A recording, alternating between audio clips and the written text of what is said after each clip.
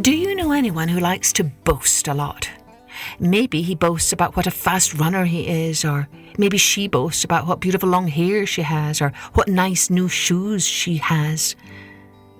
How does it make you feel when you hear someone boasting about what they have or how they look?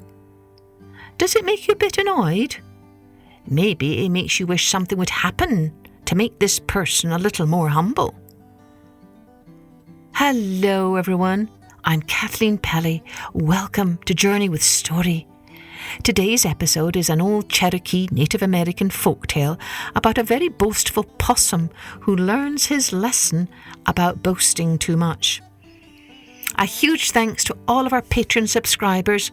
Hope you're enjoying all your perks, from the colouring sheets that accompany each episode to stickers and thank you notes and shout outs. Remember, if you want to subscribe at one of our Patreon levels, you can see how on our episode notes. Let's take a journey with Why the Possum Has a Skinny Tail. Many, many, many years ago, the possum had a long bushy tail.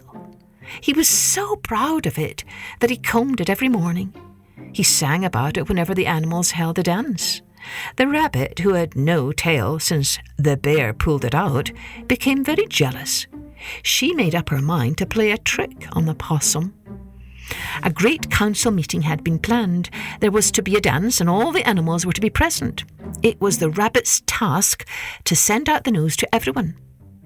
As the rabbit was passing the possum's house, she stopped to ask him whether he would attend the dance. The possum said yes, but he would come only if he could have a special seat. "I have such a handsome tail," he said. "I ought to sit where everybody can see me." The rabbit promised to take care of the possum's special seat. She also promised to send someone to prepare the possum's tail for the dance. The possum was very much pleased and agreed to attend. The rabbit immediately went off to see the cricket. Now, the cricket was such an expert hair cutter, the Indians called him the barber. The rabbit told the cricket to go the next morning and get the possum's tail ready for the dance. She told the cricket exactly what to do. In the morning, the cricket went to the possum's house. "I have come to get you ready for the dance, possum," he said. This pleased the possum very much. He stretched himself out and shut his eyes. The cricket began to work on the possum's tail. First, he carefully combed it. Then he quietly began to clip the possum's hair close to the roots. As he clipped, the cricket wrapped red ribbon around the tail to hold the loose hair in place. The possum, eyes tightly shut, didn't know what the cricket was doing. When night fell, the possum went to the hall where the dance was to be held. There he found the best seat was ready for him, just as the rabbit had promised. When the possum's turn came to dance, he stepped into the middle of the floor, grinning from ear to ear. The drummers began to drum, and the possum began to sing, "See my beautiful tail!" Everyone shouted.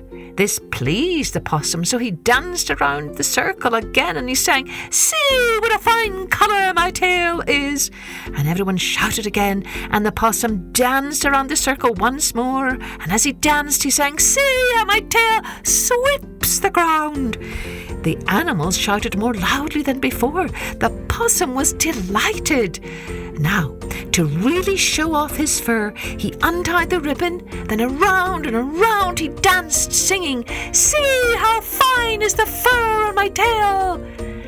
Suddenly, everybody started to laugh. They laughed so long that the possum wondered why they were laughing. He looked around the circle of animals. They were laughing at him. Then he looked down at his tail. He saw that there was not a hair left upon it. It was as bare as the tail of a lizard. He was so surprised and embarrassed that he could not say a word. Instead, he rolled over helplessly on his back, grimacing with embarrassment, just as possums still do today when taken by surprise.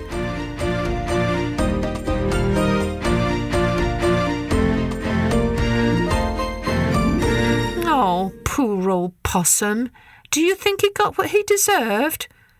Or do you feel a teeny tiny bit sorry for him?